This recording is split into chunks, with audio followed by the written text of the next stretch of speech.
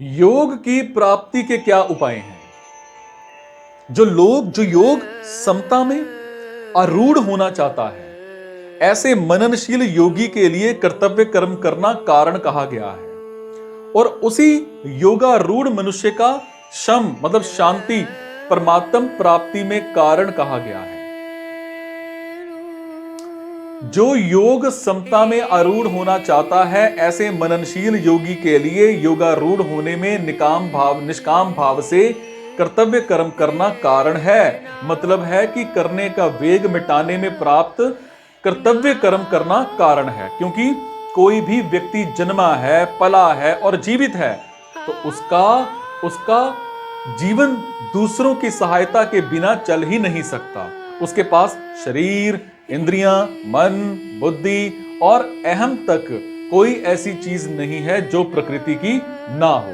इसीलिए जब तक वो इन प्राकृत चीजों को संसार की सेवा में नहीं लगाता, तब तक वो योगारूढ़ नहीं हो सकता, अर्थात समता में स्थित नहीं हो सकता। क्योंकि प्राकृत वस्तु मात्र की संसार के साथ एकता है, अपने साथ एकता है ही नहीं।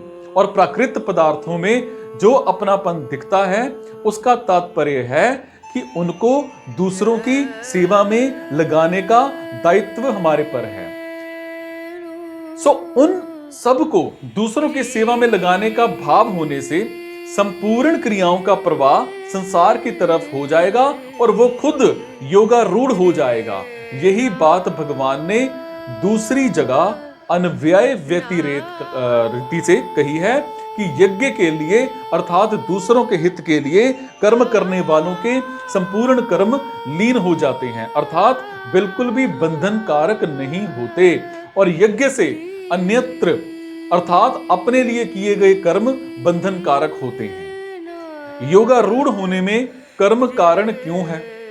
क्योंकि फल की प्राप्ति अप्राप्ति में हमारी समता है या नहीं, उसका हमारे पर क्या असर पड़ता है, इसका पता तभी लगेगा जब हम कर्म करेंगे। और समता की पहचान कर्म करने से ही होगी।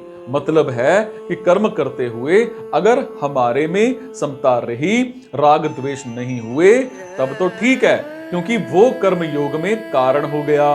परंतु अगर हमारे में समता नहीं रही, राग द्वेष हो गए, तो हमारा जड़ता के साथ संबंध होने से वो कर्मयोग में कारण नहीं बना।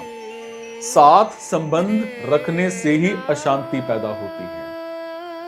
इसका कारण यह है कि असत पदार्थों, शरीर आदि के साथ खुद का संबंध एक क्षण भी रह नहीं सकता और रहता भी नहीं, क्योंकि खुद सदा रहने वाला है और शरीर आदि मात्र पदार्थ प्रतिक्षण अभाव में जा रहे हैं। और उन प्रतिक्षण अभाव में जाने वालों के साथ ये स्वयं अपना संबंध जोड़ लेता है और उनके साथ अपना संबंध रखना चाहता है, परंतु उनके साथ संबंध रहता नहीं, तो उनके चले जाने के भाव से और उनके चले जाने से अशांति पैदा हो जाती है।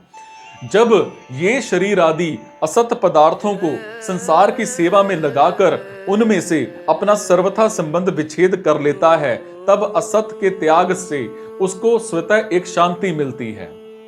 अगर साधक उस शांति में भी सुख लेने लग जाएगा, तो वो बंध जाएगा। अगर उन शांति में राग नहीं रहेगा या राग नहीं करेगा, उसमें सुख नहीं लेगा, तो वो शांति परमात्म तत्व की प्राप्ति में कारण हो जाती है। देखो, योगारूढ़ होने की इच्छा वाले साधक के लिए योगारूढ़ होने में निष्काम भाव से कर्म करना कारण है और उससे प्राप्त होने वाली शांति परमात्म प्राप्ति के कारण है। मतलब है कि परमात्म प्राप्ति में कर्म कारण नहीं है, हालांकि कर्मों के संबंध विच्छेद से होने वाली शांति कारण है। ये शांति साधन है, सिद्धि नहीं।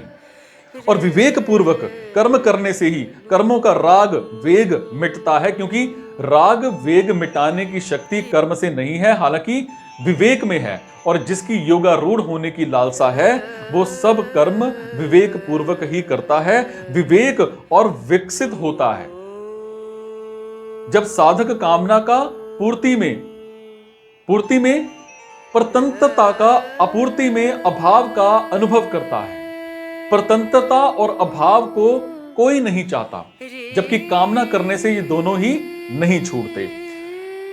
योगारूढ़ अवस्था में राजी नहीं होना चाहता, क्योंकि राजी होने से साधक वहीं अटक जाएगा, जिससे परमात्म प्राप्ति होने में बहुत समय लग जाएगा। जैसे पहले बालक की खेल में रुचि रहती है, परंतु बड़े होने पर जब उसकी रुचि रुपयों में लग जाती है, तब खेल की रुचि अपने आप मिट जाती है। और ऐसे ही जब तक परमात्म प्राप्ति का अनुभव नहीं हुआ है, तब तक उस शांति में रुचि रहती है, अर्थात शांति बहुत बढ़िया मालूम देती है, परंतु उस शांति का उपभोग ना किया जाए, उससे उपराम हो जाए, तो उसकी रुचि अपने आप मिट जाती है और बहुत जल्दी परमात्म प्राप्ति का अनुभव हो जाता है। योगारूढ़ होने में कर्म करना कारण है, अर्थात निस्वार्थ भाव से दूसरों के हित के लिए कर्म करते करते जब सबका वियोग हो जाता है, तब साधक योगारूढ़ हो जाता है और कर्मों की समाप्ति हो जाती है और योग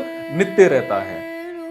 कर्मी भोगी कर्म करता है और कर्मयोगी भी कर्म करता है, और उन दोनों के उद्देश्य में बड़ा भारी अंतर रहता है। और एक आसक्ति रखने के लिए अथवा कामना पूर्ति के लिए कर्म करता है, और एक आसक्ति का त्याग करने के लिए कर्म करता है। भोगी अपने लिए कर्म करता है और कर्मयोगी दूसरों के लिए कर्म करता है। सो आसक्ति पूर्वक कर्म करने में समान होने पर भी जो आसक्ति त्याग के उद्देश्य से दूसरों के हित के लिए कर्म करता है, वो योगी योगारूढ़ हो जाता है। और कर्म करने से योगी की पहचान होती है, अथवा पहचान होती है। और यहां जिसको शम मतलब शांति कहा गया है, उसी को दूसरे अध्याय के 64वें श्लोक में प्रसाद अंतःकरण की प्रसन्नता कहा गया है। और इस शांति में रमण न करने से निर्वाण परमा शांति की प्राप्त होती है। त्याग से शांति मिलती है और शांति में रमण ना करने से अखंड रस मिलता है, और अखंड रस में संतोष ना करने से अनंत रस मिलता है।